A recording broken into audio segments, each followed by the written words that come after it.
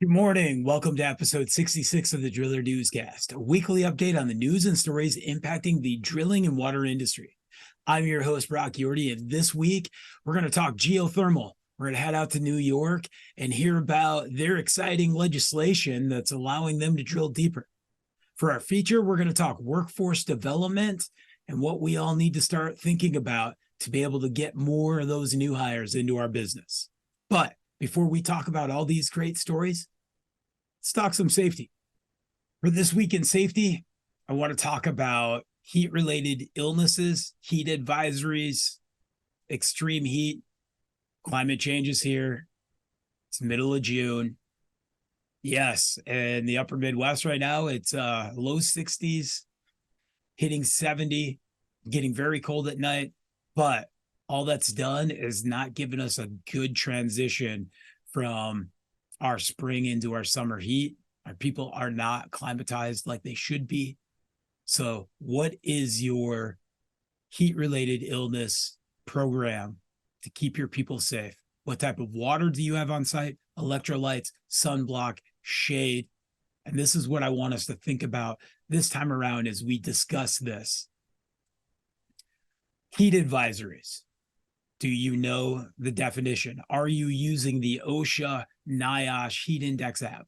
A heat advisory is issued within 12 hours of the onset of extremely dangerous heat conditions. The general rule of thumb for this advisory is that the maximum heat index temperature is expected to be 100 degrees or higher for at least 2 days, and the nighttime air temperature will not drop below 75. Think about that, how that will impact our people. 11 o'clock news talks about it, the Weather Channel. There's plenty of places for us to get this information and be prepared. Next, heat wave. We need to know this definition. A heat wave is forecasted by the National Weather Service.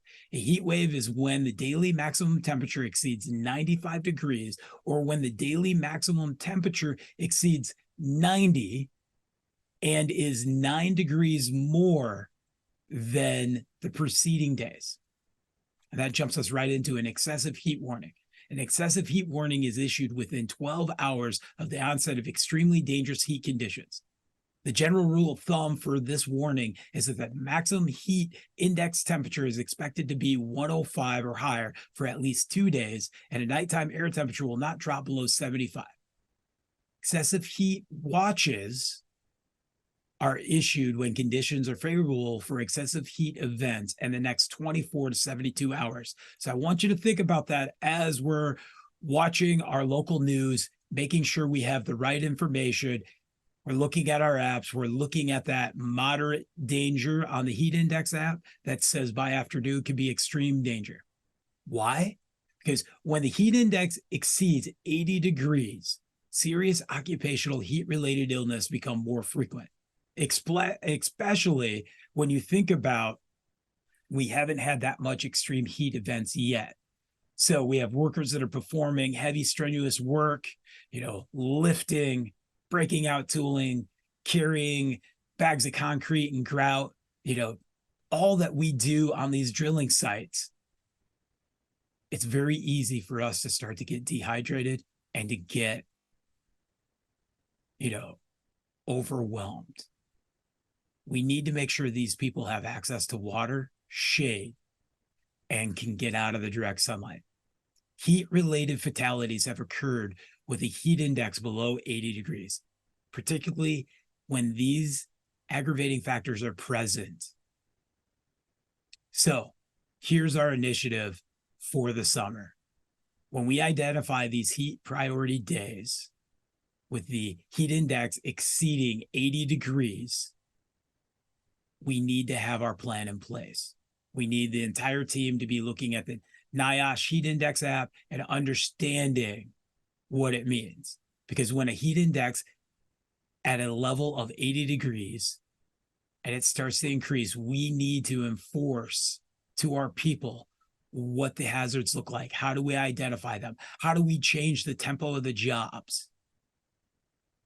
Serious heat-related illness occurs when the body temperature exceeds 100.4 degrees. Fatal heat-related cases are usually the result of overexertion Think about that. We're always out there. We're pushing. We got lots. We want to get 1,800 feet of boreholes in today for this big project. We have to realize we have to slow down because it's very easy for us to get overwhelmed, and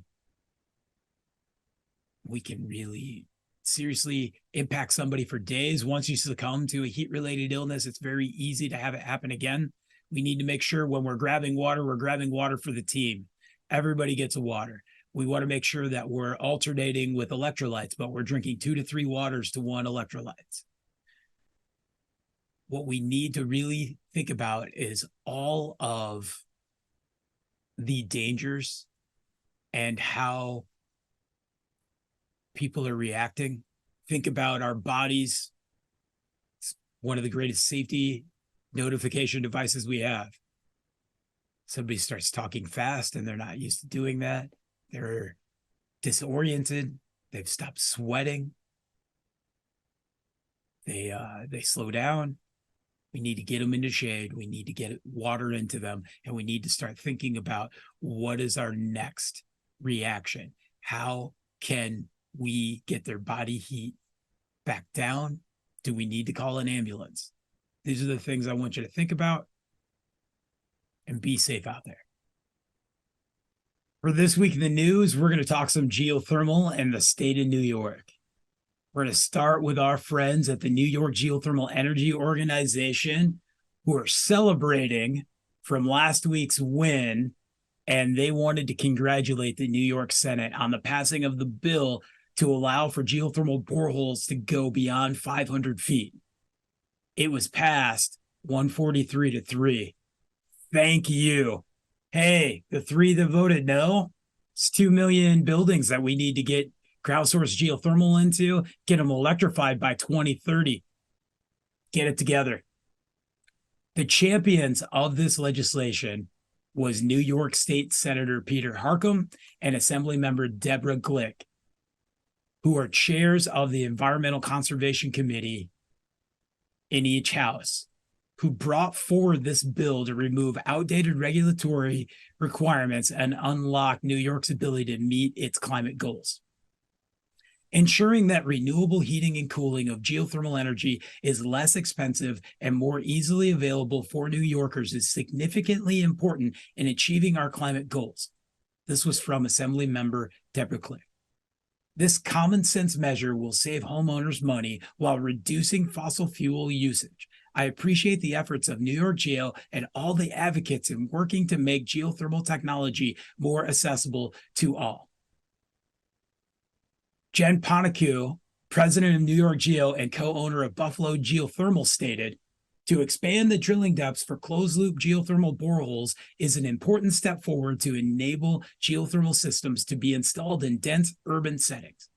We'd like to thank the legislature, the governor, and especially the Department of Environmental Conservation to further enable geothermal technologies to thrive in New York State to replace fossil fuels for heating and hot water needs.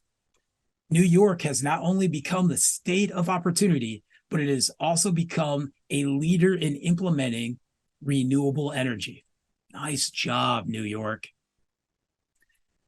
This is from Bill Nowak, our expert and New York Geo board member. This positive move by the legislature gives New York's property owners more flexibility when installing ultra-efficient geothermal heating and cooling.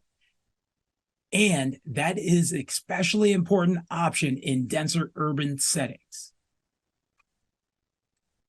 The legislation was supported by numerous allied organizations who helped ensure its success, including Alliance for Green Economy, the Building Decarbonization Coalition, Con Edison, the New York League of Conservation Voters, and the New York Public Interest Research Group. This is a huge win. Being able to size these thermal networks appropriately by being able to go deeper, being able to get into smaller footprints to be able to go deeper. Sure, there's going to be some technical capabilities that are going to have to be increased for us to drill beyond 500 feet. We're going to make sure that we're doing good air quality monitoring. So if we encounter any gas, but we got great professional geothermal drillers in the state of New York and around our country, and we can do this, and this is going to be a heck of a win. Nice job, New York Geo.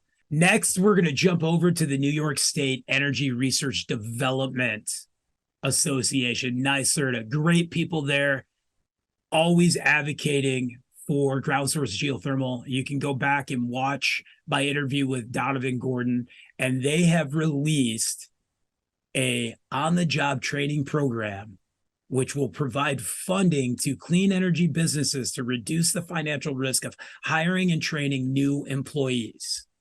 This is huge because we get these employees hired in and they're already an impact to our bottom line. What do? We send them out in the field, but they're also impacting our bottom line by not being effectively trained and us having such a high turnover rate.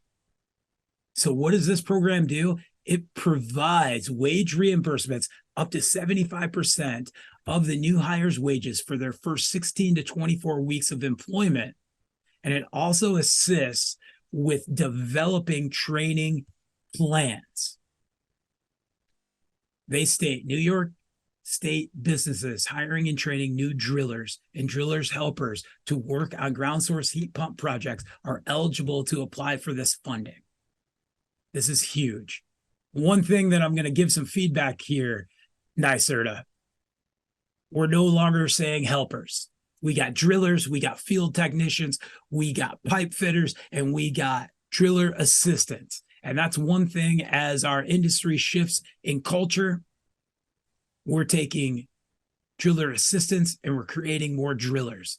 And this program, along with what's happening with Hudson Valley Community College and even our friends north of New York up in Vermont, all sorts of great workforce training development programs coming through. There's money from the Department of Energy and there's money from the United States Department of Agriculture to train drillers. Yes, one is focusing on ground source geothermal. The other one's focusing on water wells, but we got to come together and we got to realize that developing boreholes is very important. And if it's going to become a water well, it's going to become a source of clean energy.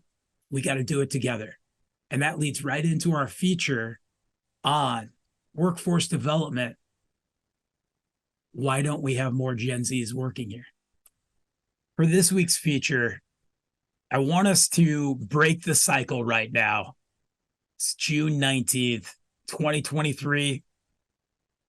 Father's Day just happened. This entire drilling construction industry has been built on nepotism. And that is good. And it has allowed us to bring in great women and men and individuals into our industry. But we have to have a 21st century workforce right now, which is not traditionally going to be just family members. And I think it's important for us to have this discussion because we continue to just make the same mistakes. And on episode 10 of the newscast, mind you, we're on episode 65. So nearly 13 months ago, we talked about this. And this is what the playing field looked like when we say, hey, why can't we get more of these Gen Zs working for us? What happened to all the millennials? Where's Gen Y? We have to develop a culture that realizes that we need a strong workforce, and sometimes we're going to have to cultivate that. And so when we talked about this last year, there was 745,000 construction employers employing 7.6 million employees, generating $1.4 trillion worth of business. You know where we are today? 753,000 construction employers with over 7.9 million employees, generating $1.8 trillion worth of business now. And a big chunk of that comes from the Inflation Reduction Act money that's been put out there and the federal infrastructure law money for all that is going on. In April, the construction industry hired 460,000 individuals. But at the same time, the Bureau of Labor Statistics states that we also had 334,000 individuals leave the industry. What's very important for us to think about is of that 7.9 million workers, 787,000 of them work in mining, and a little under 150,000 of them work in oil and gas. So as we break down that 7.9 million number, there's less than 50,000 individuals in the United States working in industrial drilling for water well, geothermal, cathodic, geotechnical. We're this big.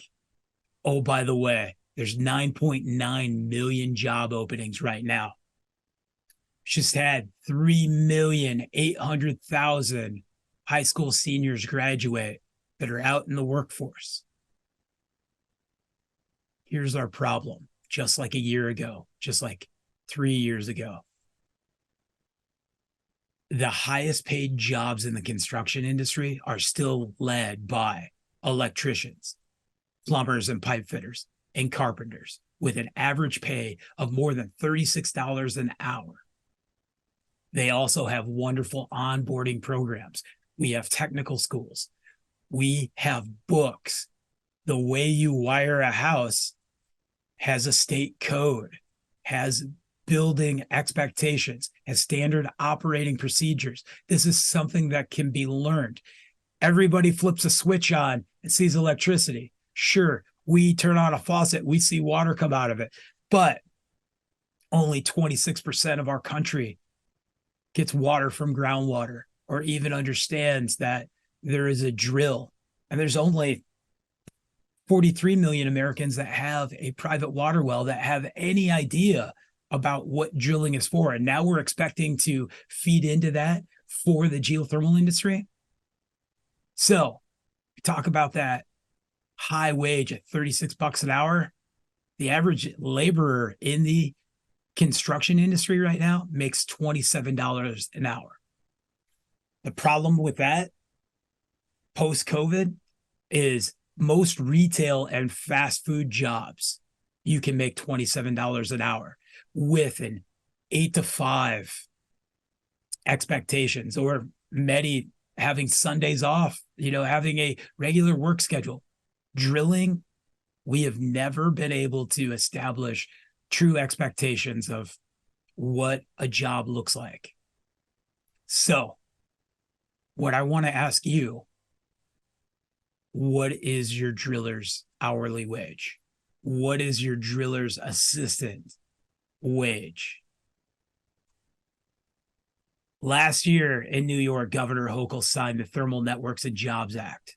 That was to help enforce that prevailing wage. We're looking at workforce development programs right now, underserved communities, building these programs, HEAT and New York Geo and International Ground Source Heat Pump Association, along with support with NYSERDA and rig manufacturers, and many professionals came together to discuss the Defense Production Act and applying for a grant that would work for a center of excellence and developing drillers and getting more drill rigs. And it was a wonderful process. But again, us as an industry, we have to understand, how are we going to cultivate a new generation with the same standard processes we've been doing?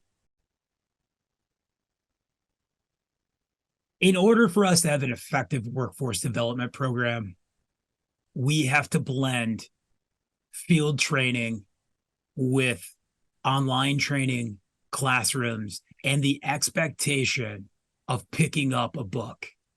And this is something that's been very hard for our industry to continue. Though we have great resources at thedriller.com, the National Groundwater Association, the Certified Loop Installers Program, the NGWA University with its investment with OSU, IGSPA's programs on becoming a certified loop installer are all very valuable, but we have to combine those with our field training and a 30-hour OSHA specific to applications that have to do with drilling boreholes and installing loops and pumping grouts and understanding tie-ins and excavations. This is what it's going to take to become an effective workforce development program. And we see the funding is there. It's just, what are we going to do with it? And yes, standing on the platform, feeling the tooling vibrate and chatter, and being able to look up at a rotational torque pressure and understanding what's happening on the downhole formations is very important to the development of any driller, and understanding those nuances and relations in formation changes, especially with thinking about going beyond 500 feet and all the complexities that has to do with that. We have to have field training, and it's got to be blended, and it's got to be with the right individuals in the field to make it successful. You want to know why Gen Z isn't getting muddy on groundwater wells and geothermal loop fields? We haven't shown them the value or the milestones and how rewarding this industry can be. And like I stated, there's 9 million jobs out there right now. We don't even fall into the top 25 for what this industry can have. The mining, the oil and gas industry have wonderful onboarding and training programs and expectations for safety. These are all things we're going to have to think about if we want to be able to get these individuals muddy, get them in the field, get them excited. There's nothing more rewarding than making water come out of the ground or developing a loop field that is going to be clean energy to help save Mother Earth. We have to align our expectations and goals for where we want these new hires to go. And workforce development is a critical tool for us to be able to do that. Next, we have to align our expectations and goals for where we want these new hires to go, and see how our workforce development program is going to help out.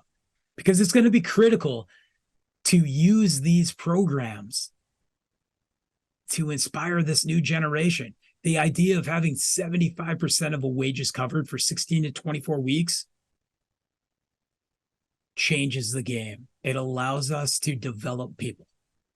So I want you to think about training new hires. And now the burden of that wage is not completely on you. What would it take to develop your ideal drilling assistant?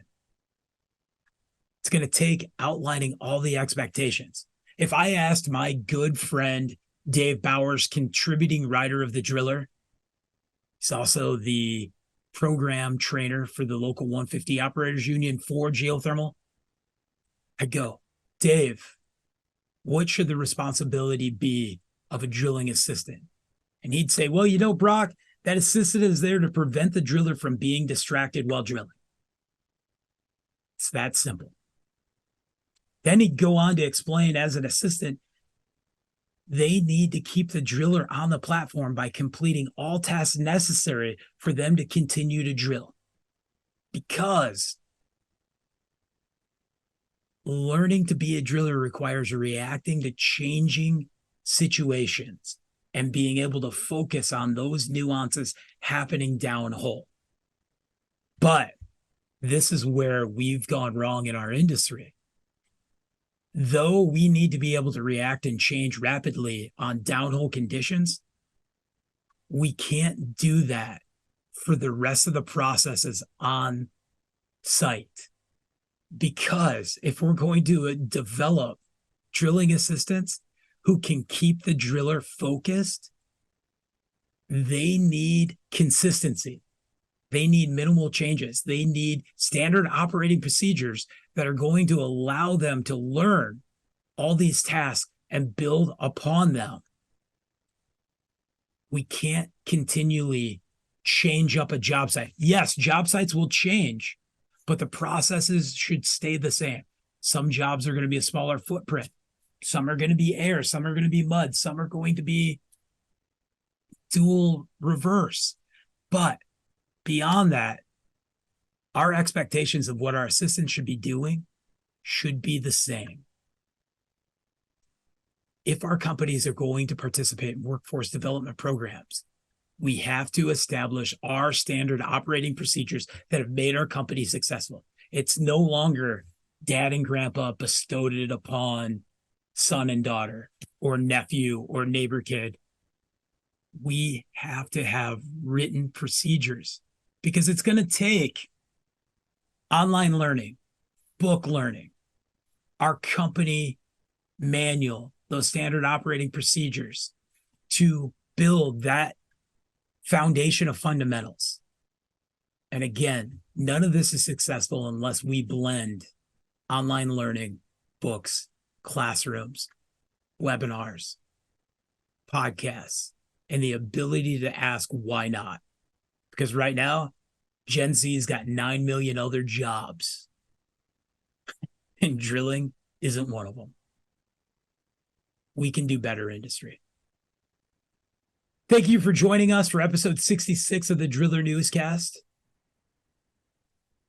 This week is Trench Safety Awareness Stand Down Week, and you better have a plan in place and do a tailgate talk and participate, because we lost 39 good men last year to trench collapses, and it's unacceptable.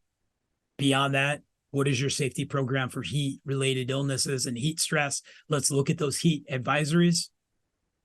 Dang, great job, New York, with getting boreholes deeper and developing a new workforce. This is huge. And companies, let's look at the resources we have at hand for workforce development from what the NGWA is putting out. And I'm going to bring on Ben Freck and Dave Schulenberg next week, as on June 26th, they have a workforce development webinar that's 30 minutes long. Go to ngwa.com and sign up for that. That's going to be a huge deal. We're going to talk to those two guys and have a discussion. But the funding's there, just like many other times it's been. It's just, how is our industry going to use it? It can't be go to the field, here's a shovel and a hammer. Use either one for whatever task you want. It's time for us to establish 21st century practices. Go out, be safe, have a great week.